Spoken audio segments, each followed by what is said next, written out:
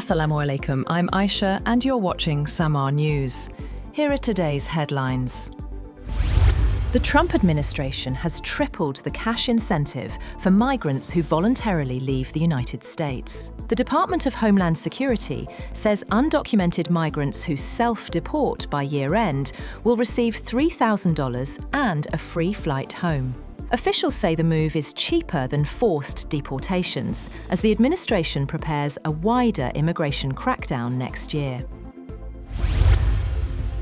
Iran has reportedly held missile-related military drills in multiple cities, including Tehran, Isfahan, and Mashhad, marking the second such exercise in a month. Videos circulated online showed what appeared to be missile launches, though Iranian officials later denied any missile tests, saying the footage showed high-altitude aircraft. The drills come amid Western concerns over Iran's ballistic missile program, which Tehran insists is not linked to nuclear weapons development.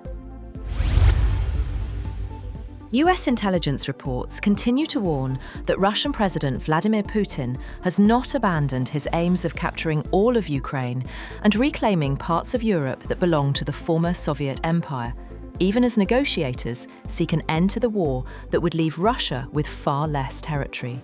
The reports present a starkly different picture from that painted by US President Donald Trump and his Ukraine peace negotiators, who have said Putin wants to end the conflict.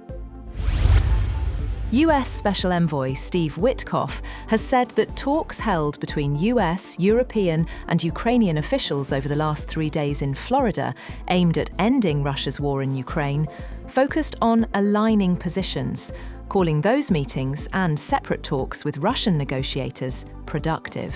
Witkoff, in a social media post, called Sunday's talks productive and constructive and focused on a shared strategic approach between Ukraine, the United States and Europe. A Russian general has been killed by a car bomb in southern Moscow. Russian investigators said they suspected Ukrainian special services could have been behind the attack. The bomb exploded under the Kia Sorento, driven by Lieutenant General Fanil Savarov, head of the Russian General Staff's Army Operational Training Directorate, as he left a parking space. Field Marshal Saeed Asim Munir has been awarded Saudi Arabia's highest national honour during his official visit to the kingdom. During the visit, the Chief of Defence Forces and Chief of Army Staff called on Saudi Minister of Defence, Prince Khalid bin Salman bin Abdulaziz Al Saud. The King Abdulaziz Medal of Excellent Class was conferred upon Field Marshal Asim Munir. The award is Saudi Arabia's highest national honour and recognises his distinguished military service, leadership and central role in advancing defence cooperation, strategic coordination and institutional linkages between the two countries. Italy's competition authority has said that it has fined US technology giant Apple and 2 of its divisions €98.6 million over alleged abuse of their dominant position in the mobile app market. The regulator said the group allegedly violated European regulations with Apple's App Store, where it holds an absolute dominance in dealing with third-party developers.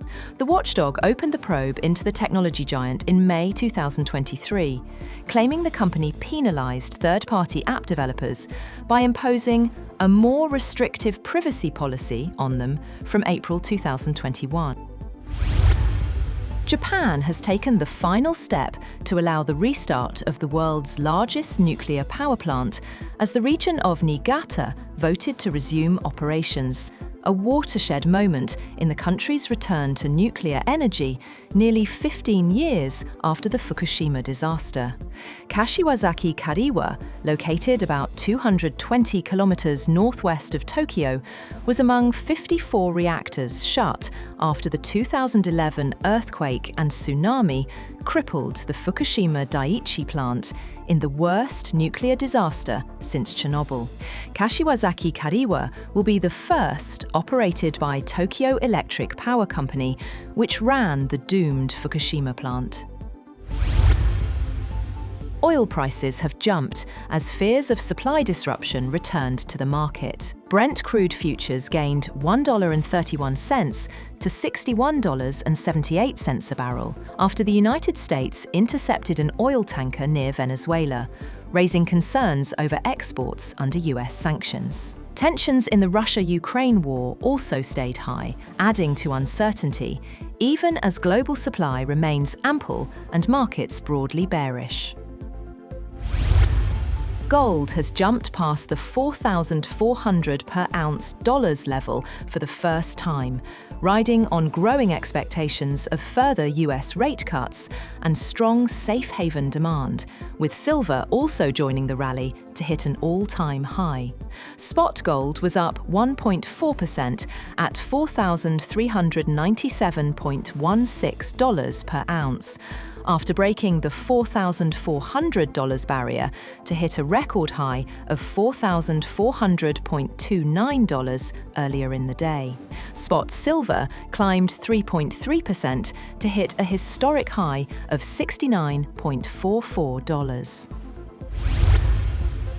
And Bulgaria is preparing to adopt the euro as political tensions grow and public opinion remains split. Prices are already being shown in both the lev and the euro, signalling an imminent shift. Supporters see easier trade and travel, while critics fear loss of identity and confusion, especially among the elderly. The move comes as Bulgaria narrowly meets the eurozone's inflation requirement. That's all for now. For more updates, visit www.samaa.tv. Thank you for watching Samaa News.